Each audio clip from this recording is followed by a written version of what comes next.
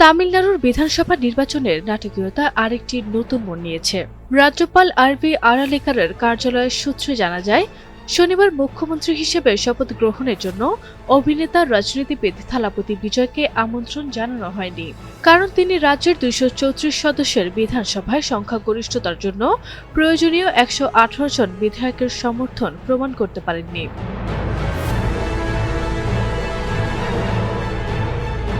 সূত্র জানায়, থালাপতি বিজয়ের দল টিভিকের পক্ষে আনার জন্য ভিসিকে, এএমএমকে এবং একজন আইইউএমএল বিধায়কের সঙ্গে ব্যাপক আলোচনা সত্ত্বেও প্রয়োজনীয় সমর্থন জোগাড় করা সম্ভব হয়নি।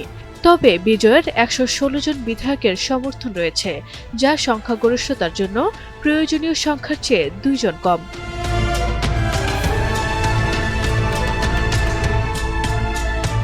সূত্র আরও জানায়, সুপারস্টার বিজয় ভিসিকেও আইইউএমএল এর পক্ষ থেকে দেয়া সমর্থনপত্র দেখাতে পারেনি।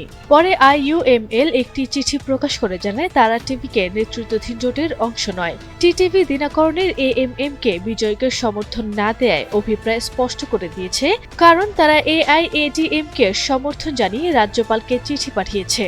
এর আগে শুক্রবার সন্ধ্যায় বিজয় তামিলনাড়ুর রাজ্যপাল আরালেকারের সঙ্গে দেখা করেন এবং 118 জন বিধায়কের সমর্থন রয়েছে ঘোষণা দিয়ে সরকার গঠনের দাবি জানায়। থালাপতি বিজয়ের দল কামিকা ব্যক্তি কাজাগাম সম্প্রতি অনুষ্ঠিত নির্বাচনে অভাবনীয় সাফল্য পায়। নিজেদের প্রথম নির্বাচনেই তারা 234টি আসনের মধ্যে 108টি আসন জিতে নেয়। এর ফলে টিভিকে তামিলনাড়ু রাজ্যের রাজনীতিতে এডিএমকে ও এআইডিএমকের 62 বছরের আধিপত্যের অবসান ঘটায়।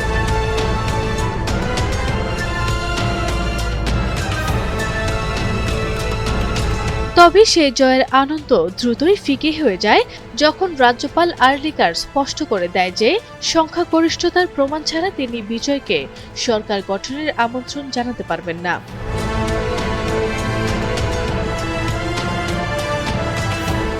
আরভি ইসলাম হিমু, এনটিভি অনলাইন।